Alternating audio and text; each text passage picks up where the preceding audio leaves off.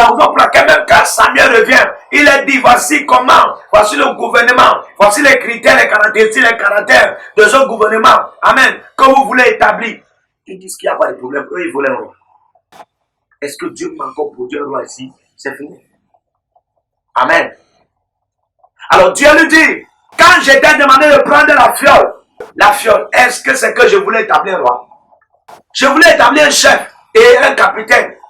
Ce que le peuple là-bas appelait roi. Ce qu'ils ont voulu.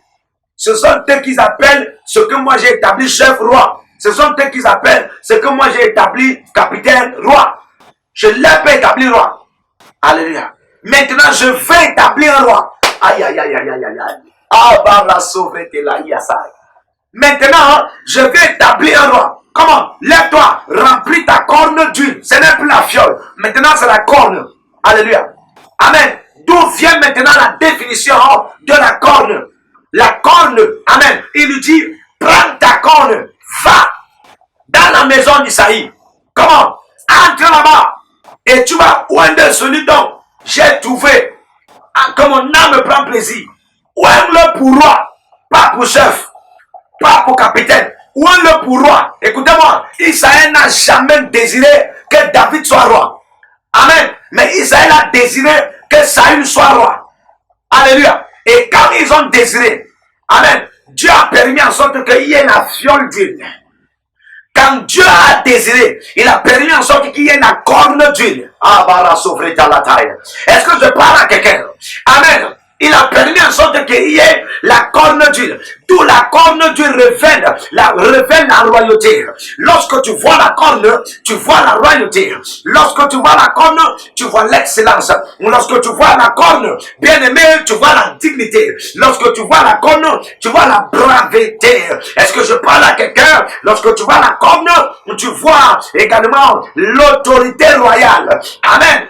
Quand tu as entendu qu'il a plumé la femme de la personne et il a tué la personne, tu vas dire que c'est la sorcellerie. Donc ça veut dire que Saül, sorcier, David, sorcier. Mais écoutez-moi très bien. Raison pour laquelle l'esprit de la sorcellerie est entré dans la famille de David, dans le palais. Tous ces enfants commençaient à se combattre et les sexes commençaient à coucher ensemble. Amen. Et après, l'un de ses fils, appelé Absalom, s'est levé contre sa beauté. Ça c'est énorme pour dire que comme c'est fini pour Saül, c'est aussi fini pour David. Ayabada.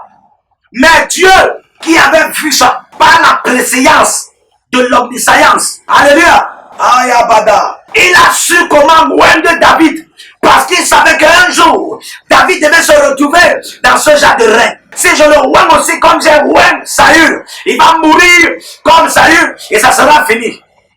Et mon plan qui était établi par la prophétesse Anne, quand j'avais bloqué ses entrailles, et puis j'ai fait un deal avec elle, dans 1 Samuel 2, le verset 9 à 10, elle a pleuré au temple, elle a pleuré dans le verset 10 à 11, Dieu lui a dit, si tu peux me donner, je vais te donner, et elle a dit à Dieu, si tu me donnes un fils, je te le donnerai, et qu'est-ce qu'elle faisait dans le règne de l'esprit, avant de produire le système prophétique qui était bel et bien, l'image de Samuel, alléluia, qu'est-ce qu'elle faisait? Elle a passé son temps à intercéder au temple, et quand elle intercédait, elle est entrée dans le préparé en langue, alléluia, elle parlait en langue, elle préparait en langue, c'est la raison pour laquelle, puisque le sacrificateur n'avait pas encore expérimenté ce genre de dimension, parce qu'il n'était pas entré dans ce genre de règne, où Anne était déjà entrée, il a commencé à dire qu'elle est remplie de vin doux.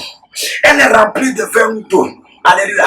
Vous vous souvenez, c'est la même chose dans Actes des Apôtres 2, lorsque les apôtres ont reçu le Saint-Esprit, ils étaient en train de parler en langue, grosse au dans ça, et directement, les gens qui étaient là à Jérusalem, au jour de la Pentecôte, ils ont dit qu'ils sont remplis de vin doux. Amen, parce qu'ils n'étaient pas dans ce règne.